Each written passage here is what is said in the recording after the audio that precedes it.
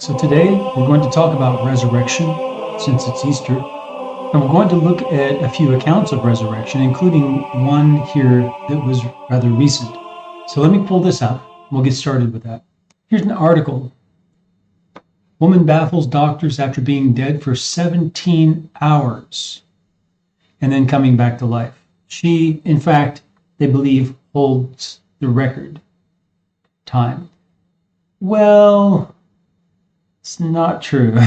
I mean, if you are a Christian, it's not true.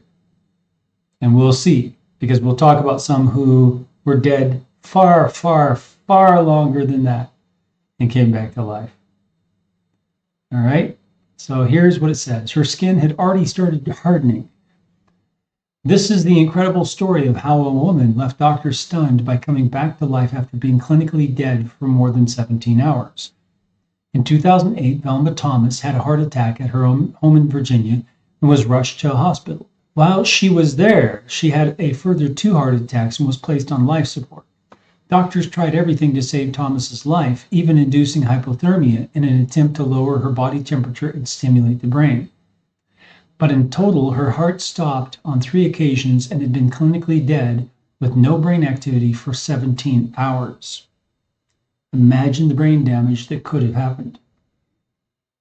So doctors decided to remove her life support and prepared to take her organs for donations. They were ready to cut her up. Unbelievable. Heart specialist Kevin Eggleston said at the time there were really no signs she had neurological functions. Notice, neurological functions is what they base whether someone's able to come back to life or not. Didn't work this time. Her son Tim said, "We just prayed and prayed and prayed, and I came to the conclusion she wasn't going to make it. I was given confirmation from God to take her off the ventilator, and my pastor said the same thing." They both sensed that was what God was saying. "I felt a sense of peace that I made the right decision." That was how he had confirmation from God. Okay? So you've got to be careful and ask people what they mean by confirmation from God. So this guy, he felt a sense of peace that he'd made the right decision and that was his confirmation from God. That is not confirmation from God. You'd better start learning how to talk to God and how to listen to God. Her skin had already started hardening. Her hands and toes were curling up. There was no life there. After he left the hospital, though, he received a phone call from medics saying his mom was showing signs of life. Just 10 minutes after being taken off life support, Velma miraculously woke up while nurses were removing the tubing. So while on life support, she didn't have any neurological functions. She was brain dead for 17 hours. By the time Tima had rushed back to hospital, she was awake and asking for her son. Dr. Eggleston said the incident was nothing short of a miracle. He told ABC News, "There are things that physicians and nurses, we can't always explain," and I think this is one of those cases. The incredibly rare occurrence is known as Lazurus syndrome. All right, then they make a little joke here by saying, or to give it its less technical name, but they give the more technical name because Lazarus syndrome is the less technical. Auto-resuscitation after failed cardiopulmonary resuscitation. This is where the heart spontaneously starts beating again at a normal rate following failed attempts at resuscitation. Velma's 17 hours is thought to be the world record for the longest time dead before coming back to life. Well, they obviously didn't read the Bible. All right, so there's a real case here that's very recent, 2008. It's not long ago. We're in 2023, so it's 15 years ago. So 15 years ago, this woman was dead for 17 hours, came back to life, and she didn't have any brain damage as far as I know. Otherwise, they would have mentioned it. And that is very astounding. Not just pretty astounding, that's very astounding. So we're going to read about Lazarus first. Now, how long was Lazarus how long was he dead? Jesus was dead 3 days. Lazarus was dead 4 days. So Lazarus has the record over Jesus of being dead longer. That may surprise you. So let's go ahead and read this. Now, a certain man was sick, Lazarus of Bethany. This is Gospel of John 11. The town of Mary and her sister Martha. It was that Mary who anointed the Lord with fragrant oil and wiped his feet with her hair, whose brother Lazarus was sick. Therefore the sisters sent to him, saying, Lord, behold, he whom you love is sick. When Jesus heard that, he said, This sickness is not unto death, but for the glory of God, that the Son of God may be glorified through it. Now Jesus loved Martha and her sister and Lazarus. So when he heard that he was sick, he stayed 2 more days in the place where he was. Then after this, he said to the disciples, Let us go to Judea again. The disciples said to him, Rabbi, lately the Jews sought to stone you, and are you going there again? Jesus answered, Are there not 12 hours in the day? If anyone walks in the day, he does not stumble, because he sees the light of this world. But if one walks in the night, he stumbles, because the light is not in him. These things he said, and after that he said to them, Our friend Lazarus sleeps, but I go that I may wake him up. Then his disciples said, Lord, if he sleeps, he will get well. However, Jesus spoke of his death by saying he sleeps. But they thought that he was speaking about taking rest and sleep. Then Jesus said to them plainly, Lazarus is dead, and I am glad for your sakes that I was not there, that you may believe. Nevertheless, let us go to him. Then Thomas, who is called the twin, said to his fellow disciples, Let us also go, that we may die with him. So, it's very interesting. Okay. So Thomas was ready to die with Christ, being stoned to death, because that's what they just warned him about, reminding him. So Thomas is like, let's go, that we may die with him.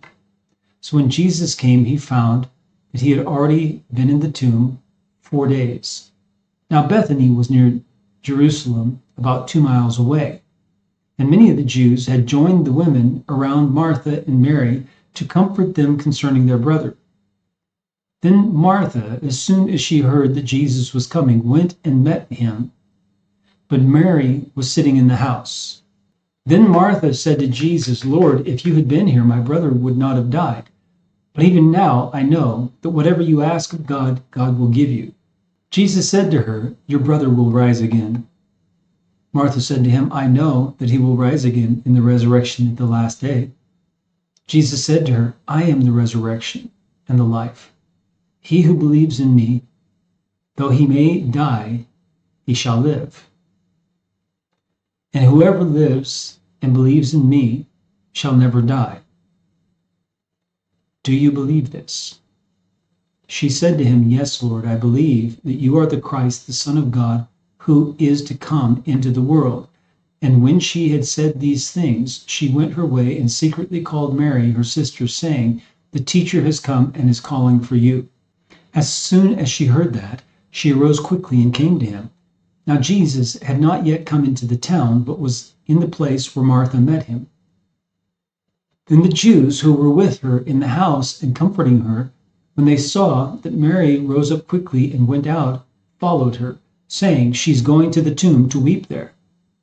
Then when Mary came where Jesus was and saw him, she fell down at his feet, saying to him, Lord, if you had been here, my brother would not have died. It's not what it sounds like in English. She's not chastising Jesus, saying, well, if you would have been here, you would have died. No, she's saying it in faith, that if you had been here, he certainly wouldn't have died. Therefore, when Jesus saw her weeping, and the Jews who came with her weeping, he groaned in the spirit and was troubled. We talked about this passage before. And he said, Where have you laid him? They said to him, Lord, come and see. Jesus wept. Then the Jews said, See how he loved him. And some of them said, Could not this man who opened the eyes of the blind also have kept this man from dying? Then Jesus, again groaning in himself, came to the tomb. It was a cave, and a stone lay against it. Jesus said, Take away the stone. Martha, the sister of him who was dead, said to him, Lord, by this time there's a stench, for he has been dead 4 days. Jesus said to her, Did I not say to you that if you would believe, you would see the glory of God? Then they took away the stone from the place where the dead man was lying, and Jesus lifted up his eyes and said, Father, I thank you that you have heard me. And I know that you always hear me, but because of the people who are standing by, I said this, that they may believe that you sent me. Now, when he had said these things, he cried with a loud voice, Lazarus, come forth. And he who had died came out, bound hand and foot with grave clothes, and his face was wrapped with a cloth. Jesus said to them, Loose him and let him go. Then many of the Jews who had come to Mary and had seen the things Jesus did believed in him. But some of them went away to the Pharisees and told them the things Jesus did. Then the chief priests and the Pharisees gathered a council and said, What shall we do? For this man works many signs. All right, so there is the resurrection of Lazarus. He'd been dead 4 days. Mary said that he was going to smell really bad because he's been dead 4 days in a cave. And Jesus pointed her to the glory of God. They opened the tomb, and out comes Lazarus, bound hand and foot, alive. So the next one is in Matthew 27, verse 52. Well, we're going to read 3 verses. And Jesus cried out again with a loud voice and yielded up his spirit. That's the death of Christ. Then behold, the veil of the temple was torn in two from top to bottom, and the earth quaked, and the rocks were split, and the graves were opened, and many bodies of the saints who had fallen asleep were raised. And coming out of the graves after his resurrection, they went into the holy city and appeared to many. So these are those who had died, fallen asleep before Christ's death. All right, so some say that included with those people were patriarchs of old. But I just read one of a modern person who said, oh, it can't be those of very old. It had to be some people who died recently, meaning recently of Jesus's ministry at that time period. So he's just showing his doubt that the resurrection of the body could happen hundreds of years later. And yet that's what the resurrection is supposed to be about at the very end. Now we look at the resurrection of the Lord Jesus Christ in the next chapter here of Matthew 28. We're just going to look at a couple of verses here in order to contrast it with what we've seen in these others. It says, now after the Sabbath, as the first day of the week began to dawn, Mary Magdalene and the other Mary came to see the tomb. And behold, there was a great earthquake. So another earthquake. For an angel of the Lord descended from heaven. So clearly, the earthquake was connected with the angel of the Lord descending from heaven and coming and rolling back the stone from the door and sitting on it, on the stone. So that event of the angel coming from heaven created an earthquake. Verse 3. Now imagine there's the stone and there's an angel sitting on it who had just descended from heaven. In a flash and an earthquake, and the tomb stone was rolled away, and the angel was sitting on it. Verse 3. His countenance, the angel's countenance, was like lightning, and his clothing was white as snow.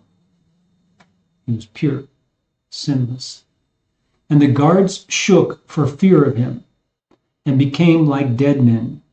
But the angel answered and said to the women, do not be afraid, for I know that you seek Jesus who was crucified. He is not here, for he is risen. As he said, he says, as he said, come, see the place where the Lord lay, and go quickly and tell his disciples that he is risen from the dead, and indeed he is going before you into Galilee. There you will see him. Behold, I have told you. So they went out quickly from the tomb with fear and great joy and ran to bring his disciples word. And as they went to tell his disciples, behold, Jesus met them, saying, Rejoice. So they came and held him by the feet and worshiped him. And you only worship God. Every time you see them worship Jesus, you know that that is proof that Jesus was God. There was no way that they would be allowed to worship anyone who's not God. It's idolatry. Then Jesus said to them, Do not be afraid. Go and tell my brethren to go to Galilee, and there they will see me. Okay? So that's where we'll stop right there. So we're going to look at one more place, and that's over in John. So here we go. We're just going to read a few verses here too. Now on the first day of the week, Mary Magdalene went to the tomb early while it was still dark, and saw that the stone had been taken away from the tomb. Then she ran and came to Simon Peter and to the other disciple whom Jesus loved, and said to them, They have taken away the Lord out of the tomb, and we do not know where they have laid him. Peter therefore went out, and the other disciple, and were going to the tomb. The other disciple is John, the one writing this.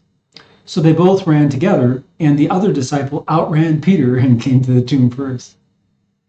And he, stooping down and looking in, saw the linen cloths lying there, yet he did not go in. Then Simon Peter came, following him, and went into the tomb, and he saw the linen cloths lying there, and the handkerchief that had been around his head, not lying with the linen cloths, but folded together in a place by itself. Very much detail about how everything was there and put together and not together and laid out and folded. Then the other disciple who came to the tomb first went in also, and he saw and believed. That's when John really believed. For as yet they did not know the scripture that he must rise again from the dead. Then the disciples went away again to their own homes. But Mary stood outside of the tomb, by the tomb, weeping, and as she wept, she stooped down and looked into the tomb, and she saw two angels in white sitting, one at the head and the other at the feet, where the body of Jesus had lain. Then they said to her, Woman, why are you weeping? She said to them, Because they have taken away my Lord, and I do not know where they have laid him. Now when she had said this, she turned around and saw Jesus standing there, and did not know that it was Jesus. Jesus said to her, Woman, why are you weeping? Whom are you seeking?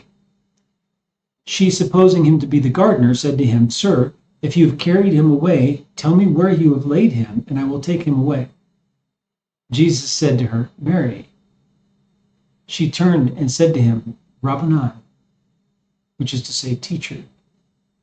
Jesus said to her, Do not cling to me, for I have not yet ascended to my Father. But go to my brethren and say to them, I am ascending to my Father and your Father, to my God and your God. Mary Magdalene came and told the disciples that she'd seen the Lord and that he had spoken these things to her. Okay? So then it goes on. Now, we've covered a bit of ground today, right? So we've covered the saints who came back to life at the moment that Jesus died on the cross, and there was a great earthquake. The temple curtain was split in two, and there was a great earthquake, and it broke open the tombs, and the bodies of many saints came to life and were seen by many around the town, it says. And then you got Lazarus, who was dead for 4 days, and they were afraid was beyond smellability. Okay? But Jesus said that it happened, he died for the glory of God, so that people would believe in Jesus. And then going all the way back to the beginning of this lesson, I read to you about a woman in 2008 who was dead, brain dead for 17 hours. There was no sign of life. In fact, the signs were that she was already dead, like Lazarus, although not 4 days. And she came back to life. And the doctors don't know how. And it's named after Lazarus. I wanted you to hear this. I wanted you to hear all the details, back to back, together, so you know resurrection from the dead is a real thing. I want you to ponder these things in your heart. May the Lord bless you as you seek him with all your heart. Remember to subscribe down below and like the video and share it on your Facebook and other social media. And then make a comment, whether a question or a comment. We read all of them, and we try to respond to all. Get on over to our website, The Rooted Word, and start reading the translation and also the articles we've posted. It's at therootedword.com, therootedword.com. And may the Lord bless you as you seek Him with all your heart.